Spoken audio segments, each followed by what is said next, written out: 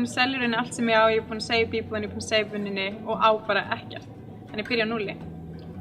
Og ég byrja að hjóla fyrir utan íbúðina þar sem ég bjó og markmið er þetta 100 random manneskjur og vita af hverju þau gera sem að gera með fókus á hamingjuna. Og ég vissi basically ekkert að hjóla og með þess að fyrsta svona kannski 10 metrum sem ég hjólaði, þá var ég fyrsta svona hjóla í svona hjólaskóm með klippu og töskur og ég held til að hjóla í svona 10 metra því ég datt. Og fólki sem var að fylgja mig bara svona eitthvað, ok, hún er ekkert að fara að gera þetta. Og en þetta varð betra með tímanum og ég hjólaði alla leiðina niður til Grikklands og gegnum 9 lönd og hitti yfir 100 manns sem var tilbúin að tala um mig og vita af hverju að gera sem hann gerir. Og það var mjög ábyrgandi, það voru 3 hlutir sem að fólk tengdi við þegar það tala um hamingjuna. Og á einhvern hátt tengdi fólk við sem sagt tengslu fjölskylda vini. Að finna þeir eru til að elska þér tilbaka skilyrðislaust, að þau þurfti ekki að hafa fyrir þeir að sína að það var eitthvað annað. Frelsi, og frelsi gat verið á ólíkan hátt. Og að vera hluti af einhverju stærra, að vera að gera eitthvað sem skiptir máli, ekki bara fyrir sjálfa sig heldur aðra.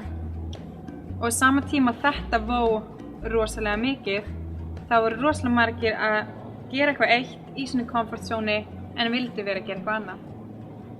Þannig að þegar ég fer tilbaka eftir að koma inn til Grikklands, þá fer ég að hella mér út í þetta. Hvað getum við gert til að brúa þetta bil?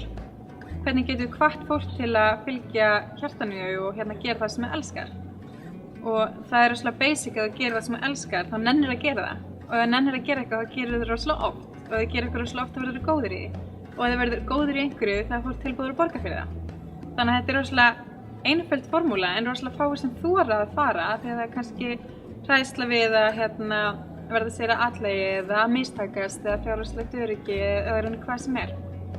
Eða þá að það getur verið að veit ekki hvernig þeir eru að gera eða veit bara ekki höfuð það sé hægt.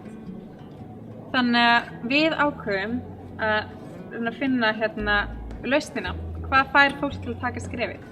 Og það er vísindalega sannað að það eina sem virkar, ekki bara besta verkfæri heldur en eina verkfæri sem virkar til að breyta hegðun í fólki eru sögur. Og sem þess að ég geti fundið í þér bara, wow, ef hún getur gert það, bara manneskja eins og ég, þá hlýt ég að geta það líka.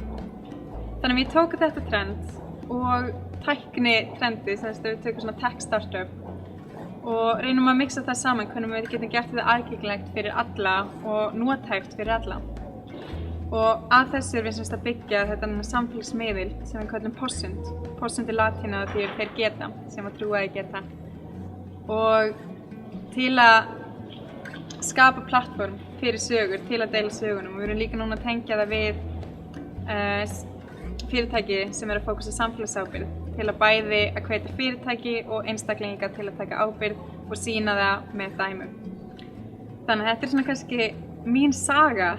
Hvar þetta byrjaði og hvar við erum núna og við erum með stórar hugmyndir og stóra drauma en við vitum kannski ekki alveg hvar þetta endar. En við trúum allavega að þetta geti á einhvern hátt hreyft aðeins við heiminum vonandi eins betra.